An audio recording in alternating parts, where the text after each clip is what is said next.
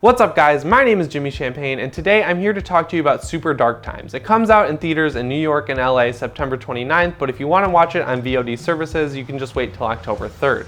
It's directed by first-time director Kevin Phillips, and it's a movie about a group of kids who go through a fatal tragedy. It's an accident, and it's about how they deal with the aftermath, and it does become a pretty horrifying thriller, which I like. So like I mentioned, it's a group of 4 friends, but you're really only focusing on 2, Josh and Zach. Josh is played by Charlie Tahan, who we know from like Ozark, Wayward Pines, and The Harvest. He always plays this kind of down on his luck kid who hasn't really figured it out, and he looks like he has kind of a mean streak. And this role is really par for his course, as far as I'm concerned. Owen Campbell plays Zach. Zach's kind of the leader of the group. He's the one bringing this group of friends that straddles middle and high school together, and he doesn't like conflict, and he wants to protect his friends even after the fatal accident. The accident happens pretty early on in the movie. The friends are hanging out at Josh's house after school, and they find a samurai sword and some weed. Josh tells Daryl not to take the weed, but Daryl does anyway, and while they're playing with the samurai sword, we get the fatal accident. So that's where I'm going to stop with the plot explanation, because it is just the hook to get you interested in it, and where it goes from there is totally wild and unexpected. Honestly,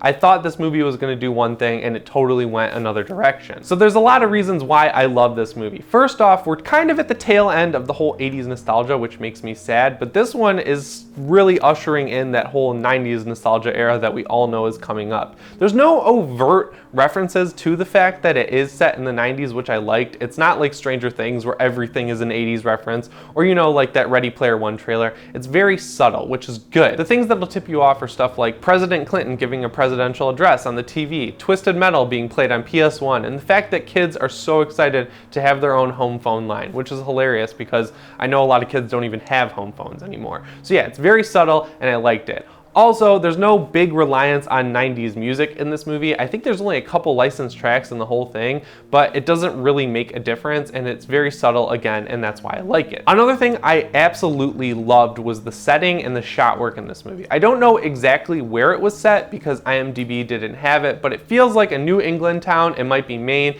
and it's set at the very late fall, right after Thanksgiving, and it's just gorgeous. There's a ton of sweeping wide shots of kids riding their bikes over a bridge, and it's just a hazy morning, and it looks amazing. You can watch the trailer to get a small idea of what I mean, but you just really want to watch this movie for the eye candy. It's incredible. I don't know how to put it any other way. The only thing I really didn't like about this movie is the fact that it relies on dream sequences much in the same way of It Comes at Night. Like, they don't really mean anything to the story, and this movie is an hour and 40 minutes long, and the dream sequences add up to about 10 minutes, and I feel like if we lost them, we would have got a better movie out of it. I get what Kevin Phillips was going for with it, but the aftermath of the event that happens at the beginning is so dark that I don't think we needed it. Like, I totally understood what these kids were feeling at that point in time. Like, they didn't know what to do, and I didn't need a dream sequence to make it scarier. Of course, since this is a coming of age movie, we've got to have a love interest subplot of some sort, and it is really good. It's almost perfect. Zach falls for this girl in his class named Allison, and she's played by Elizabeth Cappuccino, and she kind of thinks he's weird and awkward the entire time because she obviously has no idea what happened to these kids,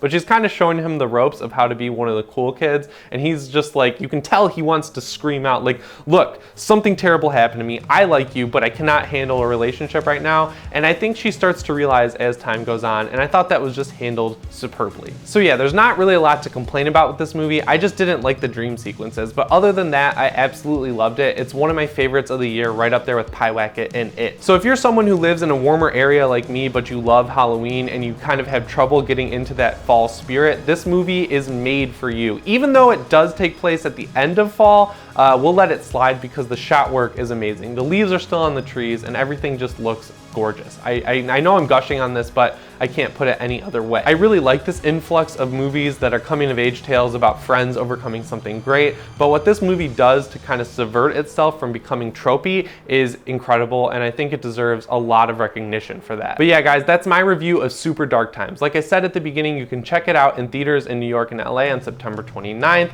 or you can wait and see it October 3rd on VOD services, and I really hope you do check this one out. So the biggest way you can help me out, of course, is to hit the thumbs up button and subscribe if you're not already. I have my release calendar set for Halloween season, and oh my god, I'm gonna be reviewing a lot of movies, so if you're not subscribed, you're gonna want to, and buckle in for the ride. Anyways, guys, my name is Jimmy Champagne, and I'll see you in the next one. Thanks for watching.